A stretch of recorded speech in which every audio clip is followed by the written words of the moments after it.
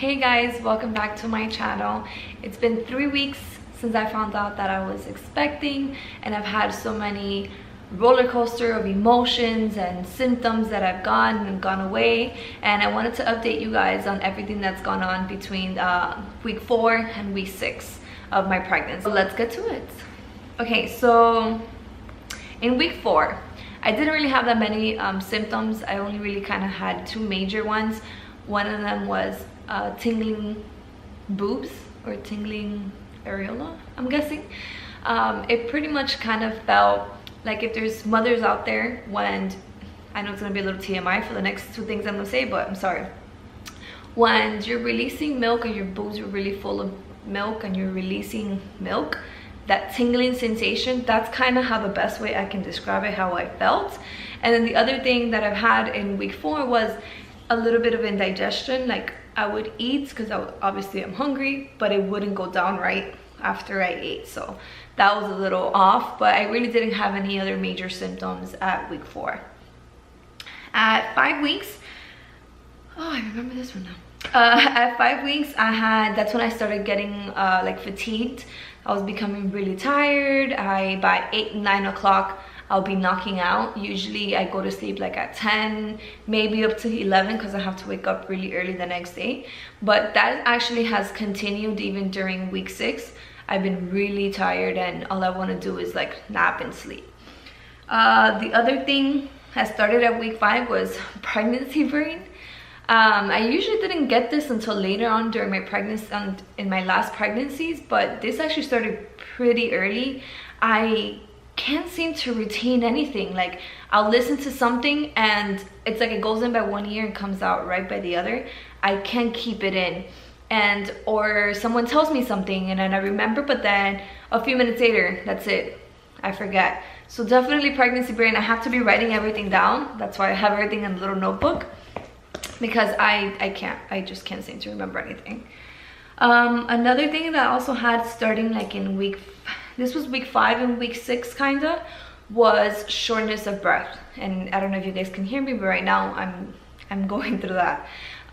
If I talk and if I start talking, I lose my breath very easily. If I go up my stairs, by the time I'm up, I've lost my breath again. So I've been very short breath. See? Okay, I've been very short breath, and that actually has been maintained. That's actually stayed since like week 5 or so, and it's gotten a little worse, but I just have to slow it down. I have to slow my pace. I'm usually someone very like active, up and running in the sense of like, I'm very quick. I walk quickly. I do try to do everything very quickly, so I just need to slow that down. In week 6 was actually when I started with a little bit more of actual symptoms. The fatigue continued, and also that's when I started with hunger. I usually, with my last pregnancies as well, I didn't really have any hunger in the beginning, like even in the first trimester. But this one, I'm hungry. Like, I am hungry. Like, I can eat something in the morning, and by an hour or so, I'm like hungry, like if I haven't ate anything all day. And usually with me, like at work, I work like with clients and stuff, and I can't be going and eating every 5 minutes like I wish so that's something definitely that I felt like really hardcore and eating, and I have to really try to continue being, you know, being on top of my eating, try to eat a little healthy, because I really like to eat a lot of junk food and sweets and fried food, and I've actually gained already 2 pounds. By the time you guys are actually seeing this video, I'm about 7.5 weeks or so, and I've actually gained already about 2 pounds, which is something I really want to stop and try to control as much as possible, because I'm gaining weight just of like fatty foods instead of like healthy foods, and it's really early in my pregnancy for me to start gaining so much weight. Nausea, godly, I hate this one. I never had anything with my first pregnancy. With Aiden, the pregnancy went so smooth, everything was perfect. With my last pregnancy, it's the one that I did have nausea and what do you call that in English? Asco? I know it's, how do you say that in English? Asco is like, oh my god, I don't know how to say it in English. I completely blacked out. aqua is like when you look at something, disgust. There we go, that's the word. Like disgust. I would look at something and just be disgusted. In the mornings, that's exactly when I wake up, that's exactly how I feel. I feel dizzy, I feel disgusted, my stomach feels all over the place, and I've actually only thrown up about twice. So it just started. Like I'll wake up sometimes and I'll feel a little dizzy, but that's it, it goes down on the day and I'm perfectly fine. There's other mornings that I wake up and I'm like super dizzy, and the first thing I want to do is I want to throw up, and since it's early in the morning, I don't have anything, so it becomes even harder. But I can say that my morning sickness is very mild. I wouldn't say it's like any bad or anything, because like I said, there's times that I wake up and I'm perfectly fine. This one I wrote down, and I know this one's not really a symptom, it's more hormones, but I've been a total emotional wreck. My hormones are all over the place. I start crying like this. Like you just tell me something and I cry. So I think that has really been affecting me, because I'm usually someone that I normally suffer from anxiety, and anything that happens I just start crying, or I get mad like a trigger. Like it's such a roller coaster, and I really actually want to thank all my friends and family for being so patient with me, because I can't even stand myself of how bad it's been. But thank you guys so much for that. Another thing I wanted to update you guys on was I actually had my first doctor's appointment already. After I found out I was pregnant, I called my doctor just in case, because I wasn't sure if they were gonna want to wait to see me or if they were gonna want to see me early. So I went ahead and I called them, and the case manager, that was the one who took care of my last case, when I told her, I was like, hey look, I took some pregnancy tests and they came up positive. She was like, look, to be honest, we want to see you sooner rather than later. So my first doctor's appointment, I think I was only about 4.5 weeks when I went. She checked me up and she confirmed for me that my due date was gonna be June 3rd. So far, I think since I'm C-section, because I already had a C-section before, I think my C-section date would be, is that Memorial Day? May 28th, I think it's Memorial Day.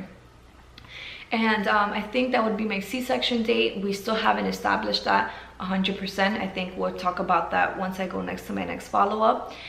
They did the blood work just because they had to confirm with blood that I am actually pregnant, and they also did a referral so that I can have my first ultrasound. But she didn't want me to have my ultrasound until after I was already 6 weeks. So they went ahead and they called me, because I do my ultrasounds in a different location, and I wanted to do it with the same doctor that took care of me with the previous pregnancy. So they went ahead and they called me, and guess what I have?